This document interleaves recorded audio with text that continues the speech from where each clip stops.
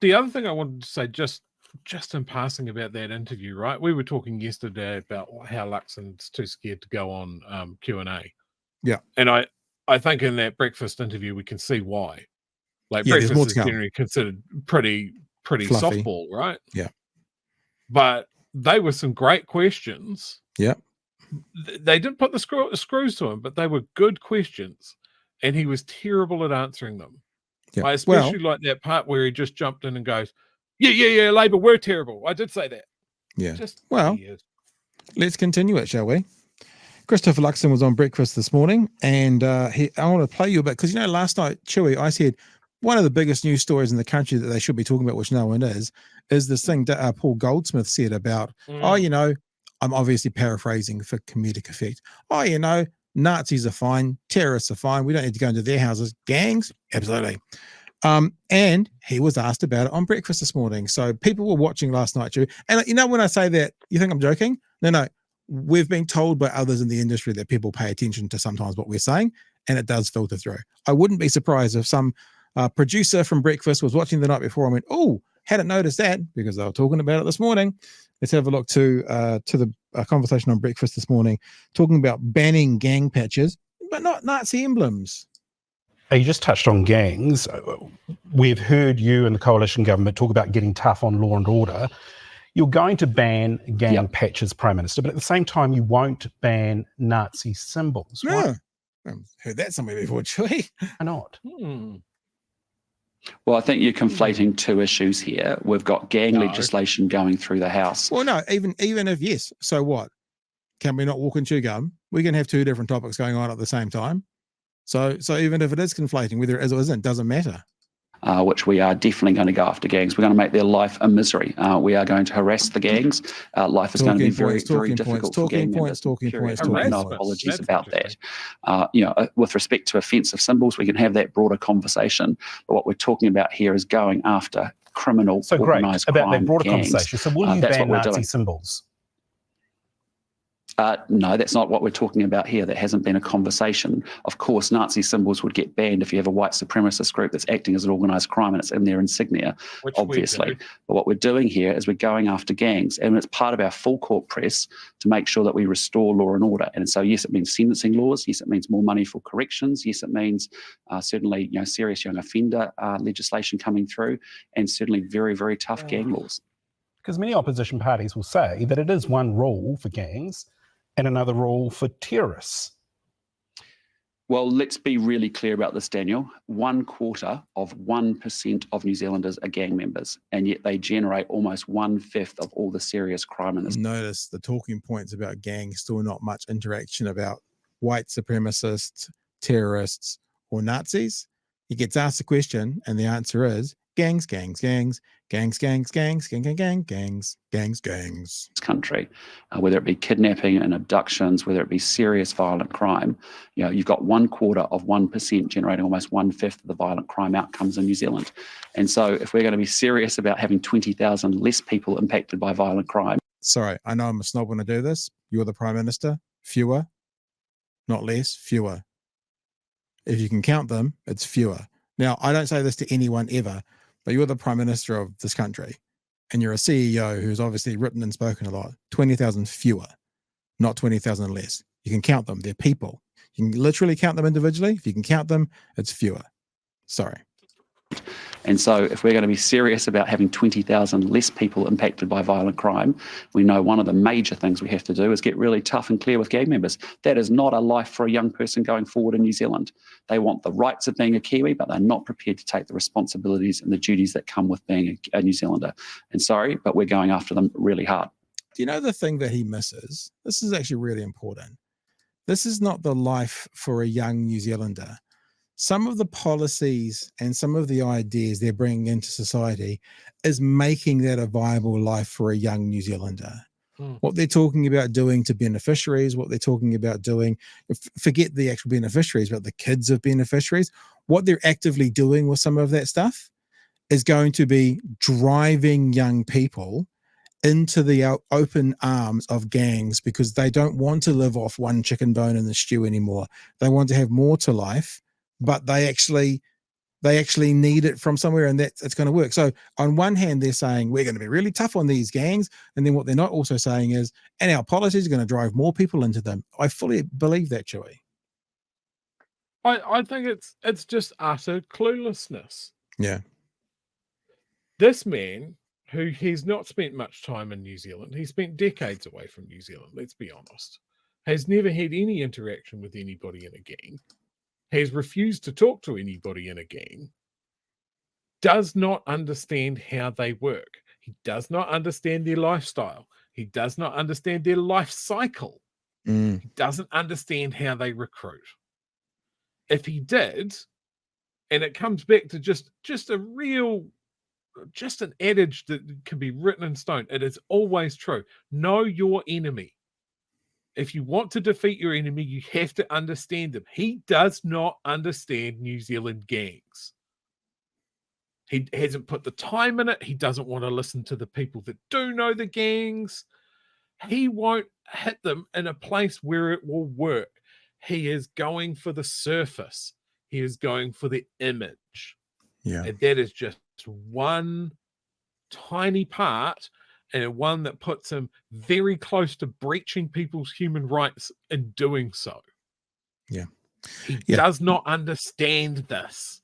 Yeah. The other thing, and I see people have been mentioning this in the chat, and I apologize if you've mentioned it and I haven't brought it up, but Sarah reiterates it. The big, massive Comanche operation that happened today. Apparently, there's like 92 Comanche in New Zealand or something, and like 80 of them are now on charges. TVNZ, I think, on purpose, were very clear to say this has been a 3-year investigation. That means this was started and implemented under Labor, and you watch this government come out and take credit for it. If they look, they're allowed to take credit for it because they could have stuffed it up. But if they take credit for it and they don't mention the 2/3 of the work that went in under the previous government, that seals the deal as to what their narrative is going to be. Me, not us as a country. So just remember, if you didn't hear that on the news, this was a 3-year operation. These guys haven't been in for a year yet. Chewy. None of what National are talking about now had any effect on that massive bust. 3 years of meticulous police work and working out the links in the gang and who the players were and exactly what they were doing, and then the operational planning to swoop and grab all of them all at once is a spectacular work of police work. Yeah, absolutely. It feels like, you know, and when you achieve something in spite of the people who are involved, it feels like this might have been happening in spite of, you know, the Mark Mitchells of this world. But speaking of, it's a good lead in to our last story. Yep, go.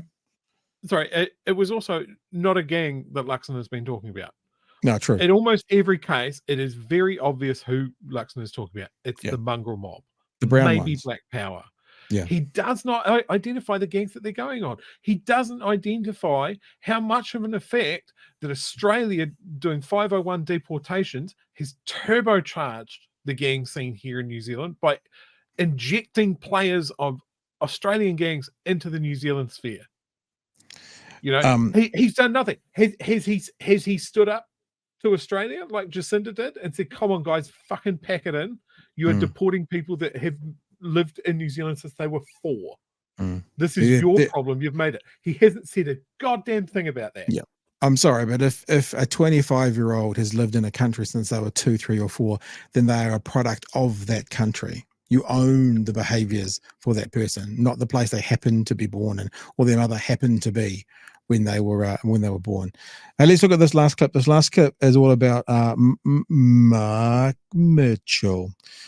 I have to say, I mean, it's a little bit mean, but that's obviously gone around. You hear Tamitha referencing us saying it that way as well. So these nicknames, they stick. They're not really fair. But I think about it when you go like that. Now we've got a story about Mark Mitchell. I'm kind of expecting it to be like the latest from Parliament. He's got his hand caught in a vending machine. Mark Mitchell he's gone into the debate floor with a Pringles can stuck on his hand. You know, those sort of things. So he's talking about Mark Mitchell because Mark Mitchell made a promise that if he hadn't basically, I'm not saying solved the problem, but improved the stats, he will resign after 12 months. And You talk about him going on Q&A. This is asked in a very gentle morning breakfast television way, and Luxon gets pissy.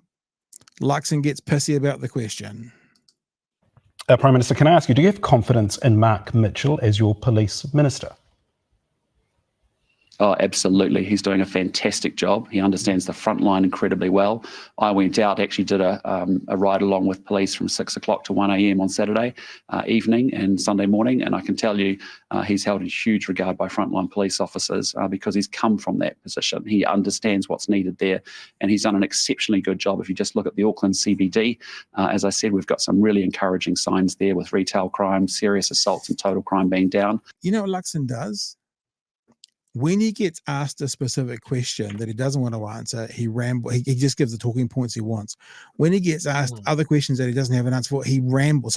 So do you have confidence in him? Yes, I do. He's still talking 60 seconds later. You know, it's almost like I know we're only here for 10 minutes. If I filibust for another 45 seconds, I'll be able to get out of this with no follow-up questions. But sorry, Mr. Luxon, you had 2 full minutes to go and they still had the follow-ups. By virtue of the way that he's choosing to work differently with different agencies to get better results.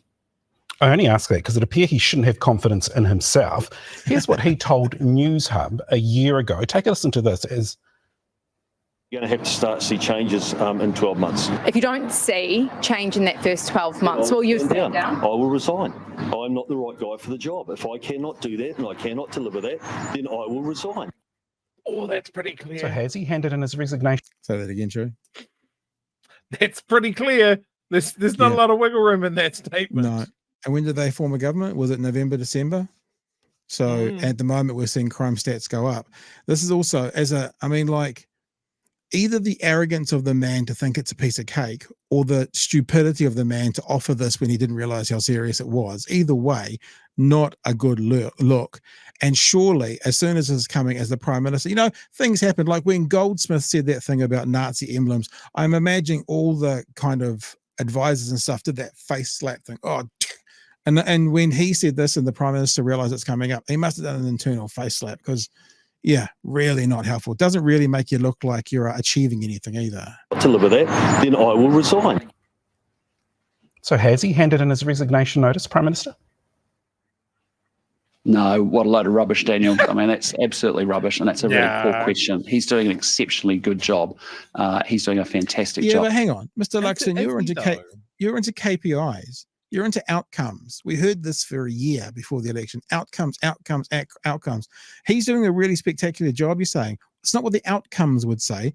The outcomes would say violent crime is increasing, and he's not. So which is it? Is it letting people to get there and just find their way through it? Or is it demanding KPIs and demanding outcomes? Because he's not doing that at the moment. So which is it? Or is it just that you're embarrassed and you have to stand by your man even though you know either? Okay, so what are you lying about? Are you lying about wanting to get outcomes, or are you lying about Mark Mitchell being good at his job? Because you can't have both. Fair enough, Joey? Yeah, absolutely. Yeah. All right. And that's a really poor question. He's doing an exceptionally good job. He's doing a fantastic job. As I said to you, he's getting different results in Auckland CBD. As I said yesterday, I'm going to come out. I'm going to tell you when our results are not going in the right direction. Yeah, this is the bit that made me think about that radio GM. Straight up with the New Zealand people. That's what I've committed to do.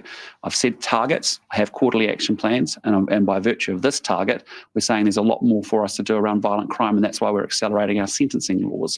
And so you that say we the can actually police make minister's sure doing an violent criminals are exceptional not job. in our What community. is he doing? He's doing a Minister, great job. to bring those numbers down. If he's doing an exceptional job, what is he doing to bring those numbers down? Well, I'll just say to you, I gave you an example, the work that he's done on Auckland CBD, for example, in the last few. So that means you've got a 3 kilometre by 3 kilometre by 3 kilometre square that he's functioning brilliantly in. What about the other, however big New Zealand is, 150,000 square kilometres? What about that? Okay, let's forget Auckland Central. Let's give him a tick for Auckland Central. That's like 1/10% of New Zealand. What about the other 99.9%? How is he going there? Mate, if it's south of the Bombay Hills, who gives a fuck, right? No, like this is ridiculous.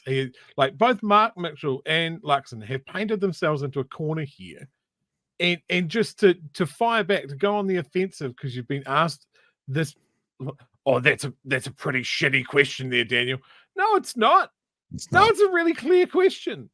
Your minister has said something. He staked his job on his results, which a lot of politicians do. And you know what? When they turn around and they go, oh, well, it's just rhetoric, everybody loses trust. Yeah. So what's more important? Yeah. You want to be seen as a leader, call your minister and go, well, you got 4 weeks to turn it around, buddy. Just also, okay, so think about this. If this was the CEO and one of his leaders of a department missed all of their targets, so what are you, Luxon? Are you in there because you want to run the place like a CEO? Well, this department head has not only failed in reaching their targets, they've gone backwards. Are you going to say, no, he's doing great, he's doing fantastic. No, he's doing really, really good. He's doing a really good job and all his staff like him. Or are you going to actually be a leader? I don't think you would do it if you were the CEO, unless you were a shitty CEO. But potentially you might be a shitty prime minister. Let's check out the last 20 seconds. I'll just say to you, I gave you an example. The work that he's done on Auckland CBD, for example, in the last few months has been, it's got us a completely different result from what we had. We can look at the Auckland CBD. We can see the results under our government versus the previous administration. What you're talking about is the 30,000, violent crime data, which is a 2-year lag effect. Arguably, you could say we've got about a quarter of it from our government. But I don't really care. Well, hang on. That means you're still admitting, even you're admitting to 7,500 more additional, because that would be a quarter of 30,000. So that's still not an out. I don't know what you just thought you did there, Luxon, by having an out. That means you've admitted that you are responsible. Now, I'm not saying this is accurate. You might be responsible for, but you are acknowledging that you are responsible for 7,500 additional violent crimes above what you were saying. So you've just said it. You just said I'll take it back. Ask for a quarter of it. Quarter of 30,000 is 7.5. So you were still out. You were supposed to be minus 20 and you're plus 7.5. And you're thinking that's okay? 2-year lag effect. Arguably, you could say we've got about a quarter of it from our government. Yeah. I don't really care who's got responsibility for it. What I want to see is an improvement, and that's what this is about. It is kind of hilarious, as we said earlier, that them now talking about, it doesn't really matter who's responsible for what. We just want to solve it. I don't know if you remember, Chewy, but when they were in opposition, they were pretty keen to blame who was responsible for what. But now, not so much. Maybe he's found Jesus again, Chewy. Maybe that's what it is. There's definitely been some sort of change that I'm trying to put my finger on, and I'm really struggling. Mm. Oh, he is very bad at this.